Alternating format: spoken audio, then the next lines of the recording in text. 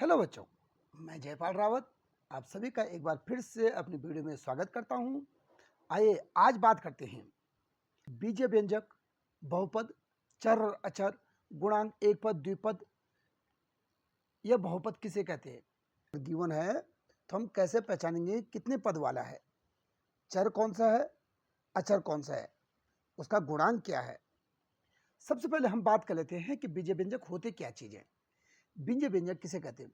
बीजीय व्यंजक जब चर और अचर, चर तथा अचर पदों के जोड़, घटाना, गुणा और भाग से जो नया पद बनता है उसको बीजीय व्यंजक कहते हैं। जैसे ये वाला देखो, एक पद ये है, ये हमारे पास 3 हमारे पास अचर पद हो गया और मैंने x की इसके साथ गुणा कर दी, ये क्या हो गया? बीजीय व्यंजक हो गया। 5 हो गया और एक्स स्क्वायर की गुणा हो गई इसके साथ, तो ये क्या? ये बीजीय व्यंजक हो गया। क्या चीज है ये? इनको बीजीय व्यंजक कहते हैं। जहां पर भी एक्स वाई से संबंधित कोई चीज आए इनको बीजीय व्यंजक कहते हैं। जैसे मैं ये भी कह सकता हूं 3x स्क्वायर प्लस 2x और माइनस 8, ये बीजीय व्यंजक हो गया। ठीक है चीज। अब इन बीजीय व्यंजकों में ये बीजीय व्यंजक हो गया। अब बीजीय व्यंजकों में बहुपद क्या होते हैं? फिर बीजीय व्यंजकों में बहुपद किसे कहते हैं? तो ऐसे बीजीय व्यंजक, यानी कि ऐसे बीजीय व्यंजक जिनके पदों को गिना जा सकता है, यानी कि जिनके पद जो है, जैसे इनके पदों को गिन सकते हैं, इसके पदों को गिन सकते हैं, इसके पदों को गिन सकते हैं, इनके पदों को गिन सकते हैं। पहली बात होती है कि पदों को गिना जा सके, पदों को गिना जा सके, है ना। पहला चीज तो यह है, किसे कहते हैं? बहुपद। बहुपद होने के लिए ऐसे बीजीय व्यंजक जिनके पदों को गिना जा सके, पहली बात। नंबर 2, जो चर होते हैं, चर की घात क्या होनी चाहिए? चर की घात पॉजिटिव होनी चाहिए। धन की घात, चर की घात क्या होनी चाहिए? पॉजिटिव। अब चर क्या चीज है? चर ये एक्स है, ये इसकी घात पॉजिटिव होनी चाहिए, ये प्लस होनी चाहिए, इनको चर कहते हैं। क्लियर चीज। नंबर तीसरी चीज क्या होती है? बहुपद होने के लिए तीन जो है शर्त होनी चाहिए। बहुपद होने के लिए 3 शर्त हैं। पहली शर्त है पदों को गिना जा सके। दूसरी शर्त हमारे पास, पहली शर्त है पदों को गिना जा सके। दूसरी शर्त है चर की घात पॉजिटिव होनी चाहिए। और तीसरी शर्त है चर का जो गुणांक होता है, चर का गुणांक वास्तविक संख्या होनी चाहिए, वास्तविक संख्या होनी चाहिए, ये वास्तविक संख्या होनी, इसका गुणांक। ठीक है चीज। ये वास्तविक, ये चीज अगर है तीनों चीज, तो इन्हें क्या कहेंगे? इन्हें बहुपद कहेंगे। ऐसे बीजीय व्यंजक जिनमें पदों को गिना जा सके, चर की घात प्लस हो और चर का गुणांक क्या हो? वास्तविक हो। अब बात करते हैं, थोड़ा सा आगे चलते हैं। अब देखिए जरा, हम चर और अचर की, किसे कहेंगे चर और अचर?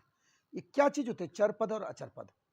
चर बोलते हैं वेरिएबल्स, यानी चर पद ऐसे पद जिनकी वैल्यू को बदला जा सकता है, जिनकी वैल्यू अलग अलग आ सकती है।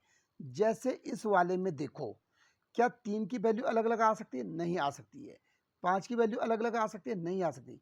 केवल x ऐसा है, इसमें हम 1 भी रख सकते हैं, इसमें हम 2 भी रख सकते हैं, इसमें हम 3 भी रख सकते हैं, 4 भी रख सकते हैं, -2 भी रख सकते हैं, कुछ भी रख सकते हैं, तब भी इसकी पूरे की वैल्यू आएगी, अलग अलग आ सकती है। ठीक है ना, जिनका मान अलग अलग आ सकता है। और अचर, जिनका मान कभी बदला नहीं जा सकता, उन्हें अचर। जैसे इस वाले क्वेश्चन में अचर पद कहेंगे, तो इन वालों में अचर पद कौन सा? अचर क्या है? अचर ये है, ये अचर है, ये अचर है, इसको अचर कहते हैं। क्या कहते हैं? अचर। और चर क्या होंगे हमारे पास? चर एक्स स्क्वायर चर है, यहाँ एक्स चर है। ठीक है जी, ये एक्स चर हो गया हमारे पास, यानी इस एक्स की वैल्यू अलग अलग कुछ भी आ सकती है, इसको चर कहते हैं, है ना। अब बात करते हैं इनमें गुणांक। गुणांक किसे कहते हैं? गुणांक, बात होती है गुणांक।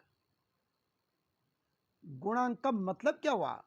इसका मतलब हुआ गुणा का अंक, गुणा का अंक, यानी कि वह अंक जिसको चर पद के साथ गुणा कर रखा है, जिसको चर के साथ गुणा कर रखा है। यहां पर चर है ना, ये देखो चर है, ये इस चर को किस चीज से गुणा कर रखा है? 3 से गुणा कर रखा है, यानी इस x का गुणांक क्या है? 3 है। इस क्वेश्चन में अगर देखें कि एक्स स्क्वायर का गुणांक क्या है, इसका मतलब एक्स स्क्वायर को किस चीज से गुणा किया है, कौन से अंक से गुणा किया है, 7 से गुणा किया, तो 7 इसका गुणांक है। अगर मैं यहाँ बोलूँ इस x का गुणांक क्या है, x को किस चीज से गुणा किया है, तो -5 से गुणा किया है। क्लियर है चीज। ठीक इसी तरह से इस क्वेश्चन में अगर मैं ये बोलूँ एक्स क्यूब का गुणांक क्या है, तो एक्स क्यूब को किस चीज से गुणा कर रखा है, 3 से गुणा कर रखा है भाई, है ना। या एक्स का गुणांक क्या है भाई, एक्स को किस चीज से गुणा कर रखा है, 2 से गुणा कर रखा है ना। यहाँ देखो इस वाले में अगर मैं बोलूँ एक्स क्यूब को किस चीज से गुणा कर रखा है इसमें, तो यहाँ -1 कहेंगे इसको, ये -1, इसको कहेंगे -1, ये इसके गुणांक हुए, ये क्या हुए, गुणांक। ठीक है ये चीज।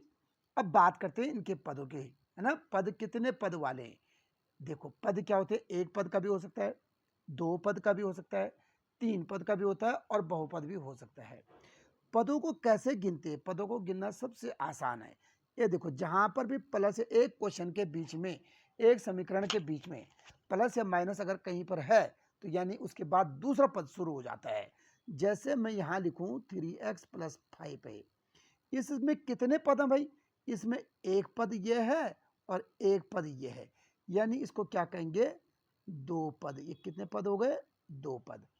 इस वाले क्वेश्चन को गिनो अगर जरा, ये हमको कह रखा है 7x² और माइनस के 5x, ये -5x होगा। ठीक है, गलती से प्लस माइनस लग गया, ये -5x कह देना इसको, -5x + 2। तो कितने पद हुए, एक पद ये हुआ, एक पद ये हुआ और एक पद ये हुआ, तो कितने पद हुए, ये 3 पद हो गए। ठीक है चीज। इसी तरह से इस क्वेश्चन में अगर गिनेंगे तो कितना हुआ, 3x² + 2x -8। तो इसमें क्या कहेंगे, इसमें एक पद ये है, एक पद ये है और एक पद ये है, तो कितने पद हुए, इस पे भी 3 पद हुए। ठीक है ये चीज, ये क्लियर है पॉइंट, ये क्लियर होगा शायद, है ना। इसी तरह से इसमें कितने पद है, इसमें 2 पद है, इसमें कितने पद हैं, 2 पद। अगर इसकी बात करते तो इसमें 2 पद।